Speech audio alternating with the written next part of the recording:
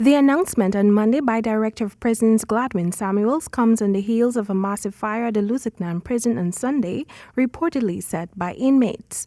Samuels, in responding to questions posed by reporters about the precautionary measures being taken in the prisons throughout the country to prevent the spread of COVID-19, revealed that there have been no confirmed cases to date. As it relates to persons who are actually released, that number will be much bigger, but we are also dealing with the daily admission of new prisoners from the courts.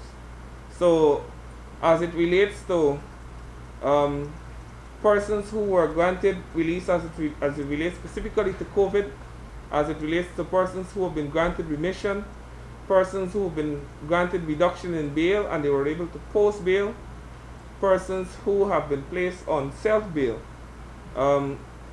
it would amount some in the vicinity to 350 or even more. Minister of Public Security Temika Rodney said that while there was some amount of intermingling by prisoners while fire respondents fought to douse the blaze, he doubts that any of the prisoners would test positive for COVID-19. Because as far as we know, they don't have any inside in there. I don't know what can happen. But we have put them in a separate section in the holding bay, and I doubt whether that any of these, because all the players yesterday, as far as we know, were not positive.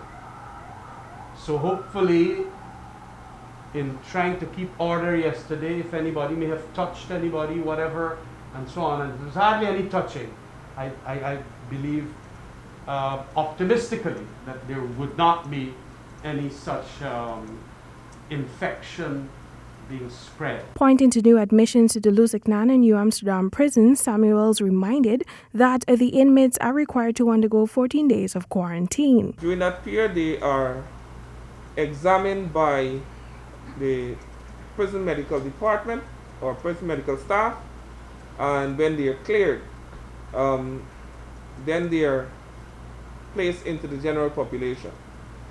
There was one person, because of the nature of her offense, she was tested prior to coming to the prison, and since in prison she has been tested again, and both tests are negative. Temika Rodney reporting for the HGP Nightly News.